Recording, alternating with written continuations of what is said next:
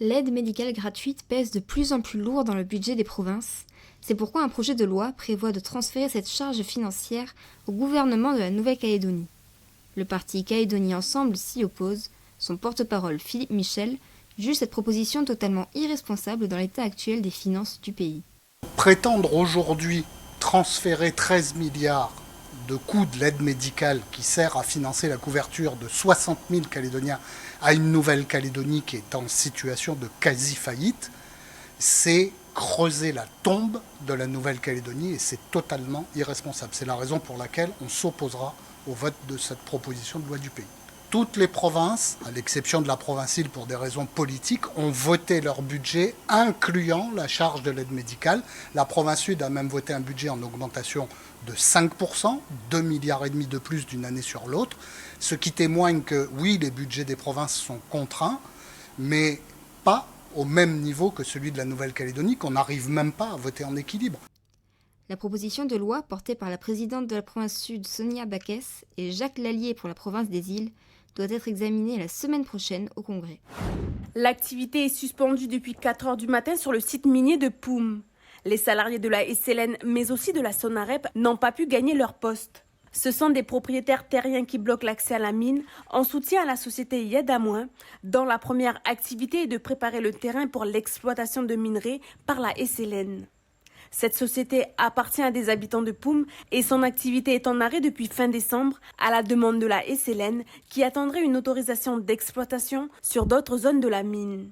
Les bloqueurs dénoncent la différence de traitement entre sous-traitants. Comme je viens de vous dire, on nous a annoncé ça avant la Noël. Et au fin décembre, l'activité s'est arrêtée pour nous dire que voilà, on ne travaille plus.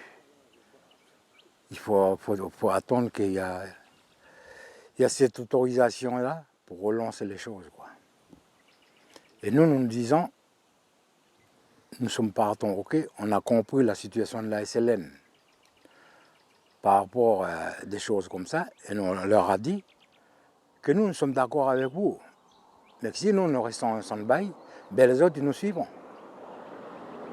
C'est tout simple, c'est ce qu'on leur a demandé.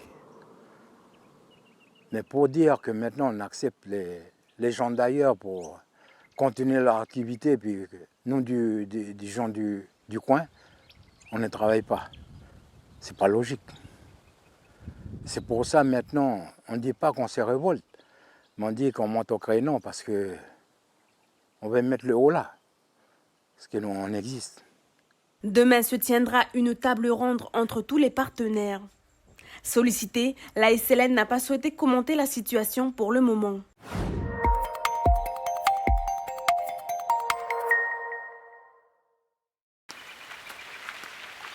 Bonjour. Ça va? Bonjour. Manon Saoumen vit depuis 1981 à Chila, l'ancienne léproserie centrale de Lifou, ouverte au début du XXe siècle. Située un peu à l'écart de la tribu de Nang, Chila a accueilli plus de 200 malades de la lèpre jusqu'à sa fermeture en 1957. Visite guidée avec l'un des propriétaires des lieux.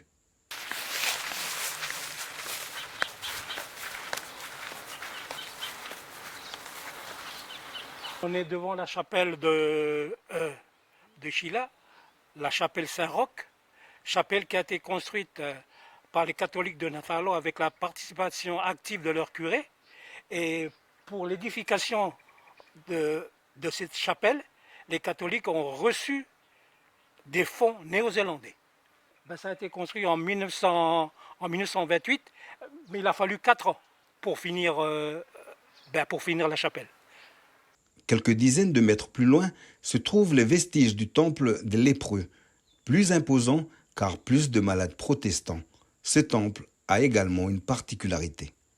Nous sommes à l'intérieur du temple protestant, temple qui a été construit en 1928 par les jeunes de Carinata, de Nang, de Kumo et de Nafalo. On le voit bien, ce temple dispose de 3 portes. Une porte pour les gens du Wet, une porte pour les malades de Lessie et une porte pour les malades de Gaïcha, pour les lépreux de Gaïcha. Pourquoi par respect aux 3 grandes chefferies de l'île. Avant le regroupement des malades à Chila, les 2 autres districts avaient leur propre léproserie, près de Kévin pour Lessi et à Peng pour Gaïcha. Vivre l'époque de la lèpre n'était pas chose si évidente à Lifou. De 1901 jusqu'en 1957, jusqu'à la fermeture de Chila, il y avait beaucoup de soupçons ici, de suspicions ici à Lifou. Tout le monde soupçonnait tout le monde. Certaines personnes qui portaient des taches blanches et des plaies sont soupçonnées d'avoir attrapé la maladie. Alors, les relations dans les familles n'étaient pas bonnes. Les gens se voyaient moins, discutaient moins, ont très peur d'attraper la maladie. Aujourd'hui encore, les vestiges, les cicatrices de cette époque douloureuse sont encore visibles à Chila. Les bâtiments ont subi les assauts du temps, d'autres résistent encore un peu, comme cette infirmerie inachevée construite dans les années 50. En 1957, toutes les léproseries de la Nouvelle-Calédonie se ferment. Chila ferme aussi. Tous les lépreux sont envoyés à l'hospice de Ducos qui deviendra le centre Raoul Follereau. Il y a des gens qui sont morts ici, des lépreux qui se sont mariés ici et des gens qui ont vécu dans leur chair beaucoup de souffrances. Je voudrais que l'histoire de Chila ne soit pas jetée dans les oubliés de l'histoire. Un projet de réhabilitation du site de Chila est actuellement en cours d'étude auprès des institutions.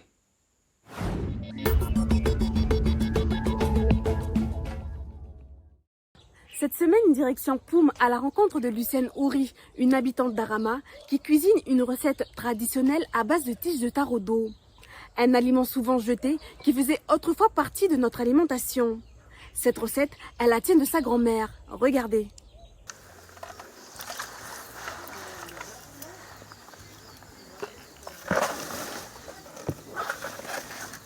Comment tu appelles cette recette-là? Kho. C'est les tiges de taro.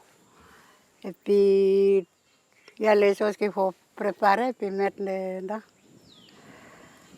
Mais tu fais qu'avec le taraudot? Oui. Ça, c'est les recettes de tous les vieilles avant. C'est ça là qu'on va apprendre.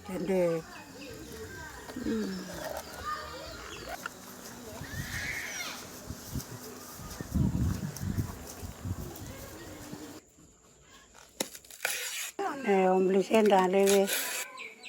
Parce que si on n'enlève pas, peut-être c'est pas bon. Tu vois comment on fait là? Comme les cœurs de citrouille.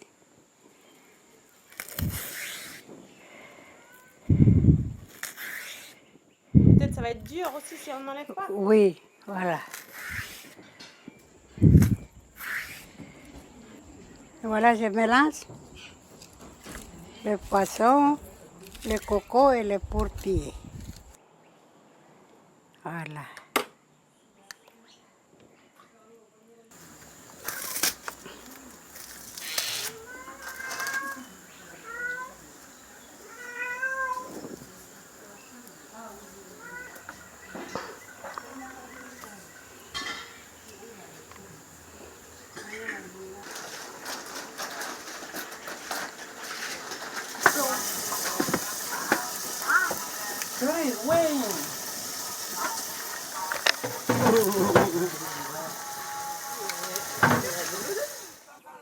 Comment c'est mou.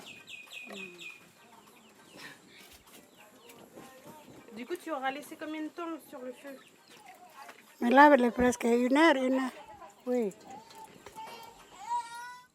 Voilà le plat, c'est fini. Mais c'est ça qu'on appelle le kho.